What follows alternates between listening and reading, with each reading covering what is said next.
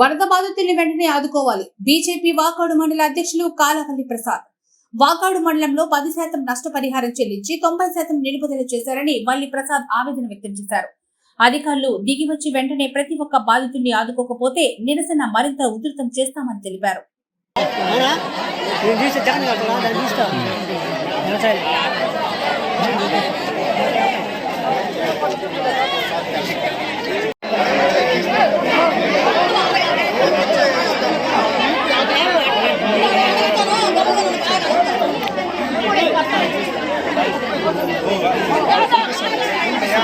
ఒక్కరూ నష్టపోయారు.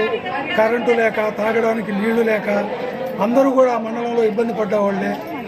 ఇవన్నీ కూడా రెవెన్యూ అధికారులు సరిగ్గా ఈ పర్యవేక్షణ లేకుండా చేయడం వల్ల కొంతమందినే వారు ఎన్నుకొని లిస్టులు పంపించిన దానివల్ల వాళ్ళకు వచ్చేసింది. మిగతా వాళ్ళు నిజంగా అన్యాయమైన లబ్ధిదారులు చాలామంది ఉన్నారు. వాళ్ళకందరూ కూడా అన్యాయం జరిగింది. మన బాలరెడ్డిపాళెంలో ముఖ్యమంత్రి గారు వచ్చినప్పుడు ఏ ఒక్కరూ అధైర్యపడొద్దు, ప్రతి ఒక్కరికి 25 కిలోలు బియ్యం, కేజీ కందిపప్పు, పామాయిలు, తర్వాత ఎర్రగడ్డలు, ఉల్లగడ్డలు అన్నీ ఇస్తాము.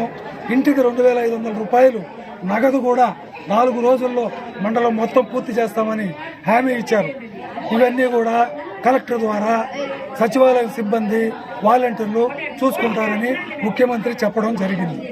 అయినా ఇక్కడ ఏ అధికారి కూడా స్పందించలేదు, పట్టించుకోలేదు. 100కి 10 కార్డులు మాత్రం పేర్లు పంపించి 90 మందిని గాలికి వదిలేశారు.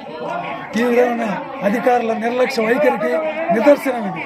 అందుచేత ఈ తప్పిదాన్ని పూర్తిగా అధికారులు ముందుండి చూసుకొని వారికి న్యాయం చేసేదాకా ఈ పోరాటం ఆపమని మేము మరొకసారి తెలియజేస్తున్నాం.